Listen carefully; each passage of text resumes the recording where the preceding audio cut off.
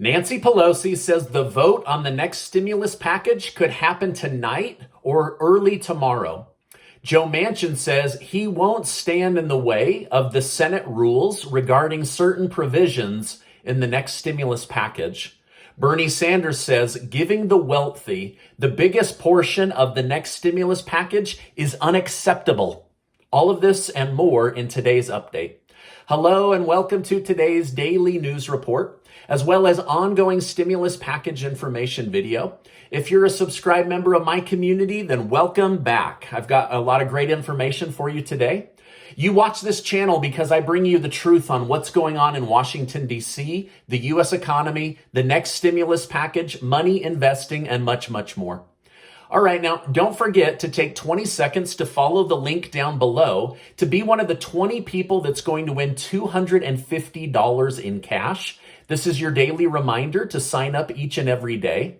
I'm excited to give that money away, and there are no strings attached on how to spend that money. By the way, before I get started, I just want to say thank you guys so much for giving these videos a like. I really, really appreciate it, and I love bringing my community the news. All right, now, according to House Speaker Nancy Pelosi, the House of Representatives is going to attempt to vote on the stimulus package as early as tonight, and if not, early tomorrow morning, depending on how much they're able to accomplish. According to Pelosi, she's still looking to add a few things back in before it goes to a vote.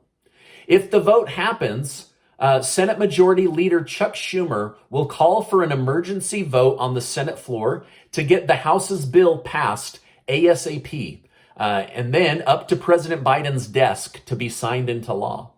Pelosi admits she is going to hold a vote for the stimulus package first to see if it passes. If it doesn't, she won't call for a vote on the physical infrastructure bill that's been sitting on her desk since August of this year.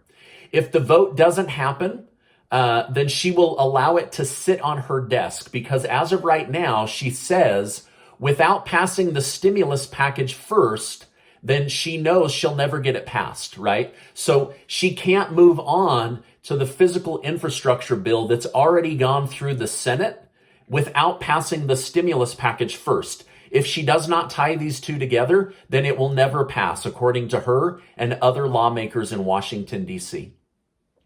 Now, many Democrat leaders are saying, with Democrats losing Virginia so badly this week, now is the time to pass a massive spending bill to show the American people they care about them and their future.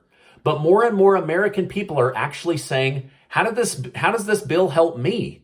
Right now, it looks like it helps the wealthy and adds money to the green energy policies.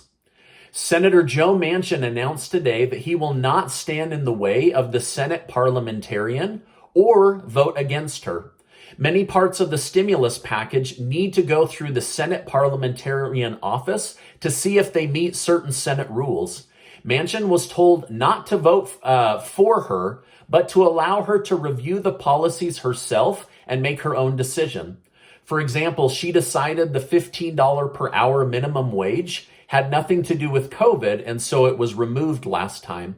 She has twice removed making 20 million immigrants and dreamers citizens, citing that it doesn't fall under the budget reconciliation rules, but Pelosi has put it back into the package along with 4 weeks of paid parental leave for new parents. Manchin also said this morning that even with all that has gone on, he still believes in President Joe Biden. He always has and he always will. He said Biden is in politics for the right reasons and believes he is a good man, but said his party is leaning too far left to keep the attention of the American people. Biden said Democrats need to be more fiscally responsible and socially compassionate than they have been.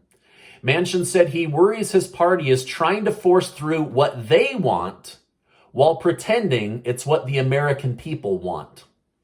Now, yesterday, President Biden announced a major reversal on his idea to give illegal immigrants separated at the border $450 each using taxpayer money.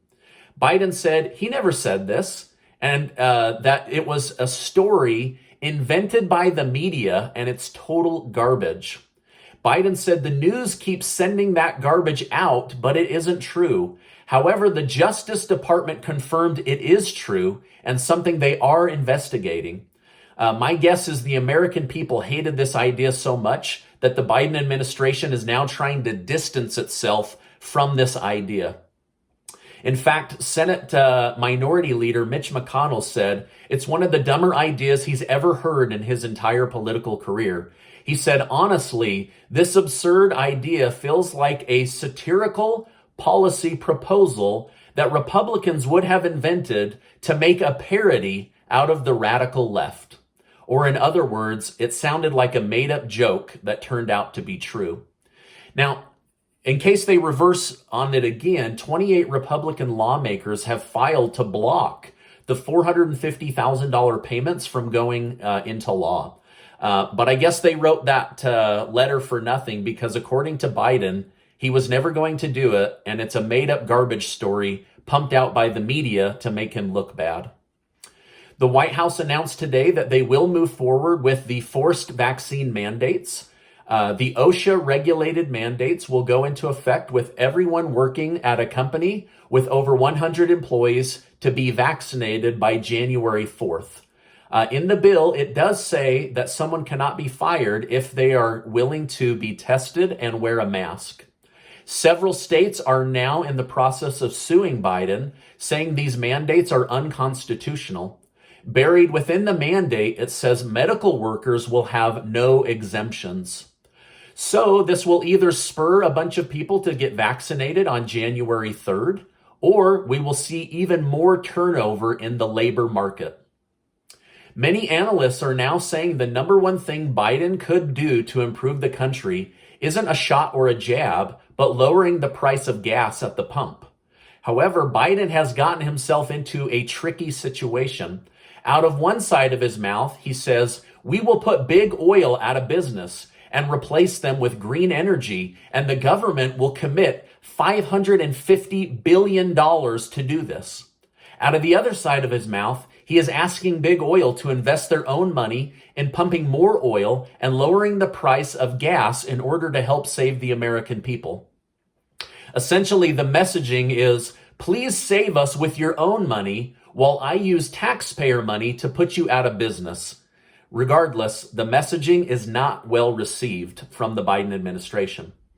In fact, he killed tens of thousands of jobs when he closed the Keystone Pipeline and blocked new drilling sites. He then gave Russia permission to open a new European pipeline and bought oil from our enemies in Iran. Now OPEC, who controls most of the oil production outside of the United States, knows they have the American people in a corner when it comes to buying oil. The price of oil per barrel continues to go up, and OPEC has told the president they will not be ramping up production to bail out the United States. The rising costs of goods and services are almost 100% linked to the price of gas. Food is more expensive because of gas being more expensive. Services are more expensive because truck drivers have to pay more, people cutting your hair have to pay more. Essentially, everyone's paying more, so they're all raising their prices. All right, now speaking of oil, if you wanted to buy Energy Transfer stock in the past, that was one I recommended, and felt like you missed out, today might be a great day because as of right now, that stock is down 4.85%. and will likely have a great bounce back over the next 90 days. So a quick lesson on why this happened. Today is what is called the ex-dividend date for Energy Transfer, meaning in order to get your 6.5% dividend, you must own the stock during each quarter up to a certain day. Well, that day was today in order to get next quarter's payout. So the dividend once that dividend date arrives, the stock usually drops as people bail to go get their money into the next dividend paying stock. Well, if you are new to the stock, it's a great opportunity to buy on that dip, right? And then ride it back up to the next dividend date. So I hope that makes sense. I personally just bought about 200 more shares of that particular stock. I've also written a new article about a stock that I believe will get a lot of attention out of Nevada, and it should do well over the next 10 years. I'm going to be doing a video on that here in the next couple of days, but I'll also leave a link to that article down below. Okay, so I want to know from my community, do you think Biden should be more focused on gas prices or on other areas of the economy? Maybe just say in the comments, gas prices, or tell me the one area you think Biden should focus on to improve the country. Thank you in advance. I love reading your comments. All right. There was some big breaking news this morning right before the vaccine mandate announcement. The FBI has arrested a man by the name of Igor Danchenko. I don't speak Russian, right? This is the man that was hired to create the fake Russia report after the 2016 election. Remember when our country spent $40 million of taxpayer money to have Robert Mueller investigate the Trump administration? Well, they finally arrested the man linked to inventing the Russia story. Next week, Vice President Kamala Harris is heading to Paris to do some international relations work. She hopes to accomplish three main objectives while over in Europe. First, to repair damaged relationships with former allies like the country of France. Second, to work on green energy policies that the entire world can adopt. And lastly, to avoid working on the Mexico border crisis that she was tasked to handle. Now, Biden believes that she is the right person for this task, and that's why she's being sent to Europe. Lastly, Senator Bernie Sanders said, the fact that Democrats are even entertaining removing some of Trump's tax changes in order to help the wealthiest in our country is unacceptable. Now, the Trump tax cuts helped the wealthy and the middle class, but in one particular area, it really hurt the wealthy, and this was with capping what are called the SALT tax deductions, which allows the wealthy to deduct their tax to the state from their federal tax return. Democrats are now contemplating removing the SALT tax deduction caps. It would put hundreds of billions of dollars into the pockets of the wealthy and take those hundreds of billions away from government programs that was used to benefit people.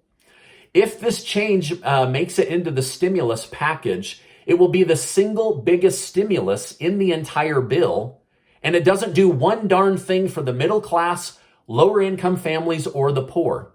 Again, Senator Bernie Sanders says this is unacceptable, and he will do everything in his power to fight this being included in the stimulus package. Now, I know why it's being included, right? Wealthy people donate to get people elected more than poor people, so they've got to throw a bone to the rich, right? I'm not saying I agree with it. I'm just telling you guys the truth. All right, now the Pentagon announced today that when it comes to the arms race, the United States is being beaten badly by China. China is making nuclear warheads at an accelerated rate, and the Pentagon predicts by 2030 they will have over 1,000 nuclear warheads ready to go should they be needed. Not good. All right, now this is my update for today on what's going on in Washington, D.C. and what's going on in the world and how it affects your pocket. I will definitely come on and share more once I know more. It does look like Pelosi is going to push to have this voted on. If it passes, then they'll move to the physical infrastructure bill, and then it'll be sent to the Senate. And if it passes there, up to President Biden's desk. All right, now before you go, get your name added to be one of the 20 people that will win $250 in cash. There's no stipulations or strings attached on how to spend that. I just want to get some money into the pockets of people that watch me here on YouTube. And I'm working with a couple of key sponsors to be able to give away even more money this month. I know we're going into the holidays. I know a lot of people are stressed by their money situation. So I'm doing what I can to be helpful. Casey and I want to be able to give back to the people that watch and help support us here on our channel. Now, before you go, I just want to remind you that you are amazing. I appreciate you being in my community, and I'll see you on the next video.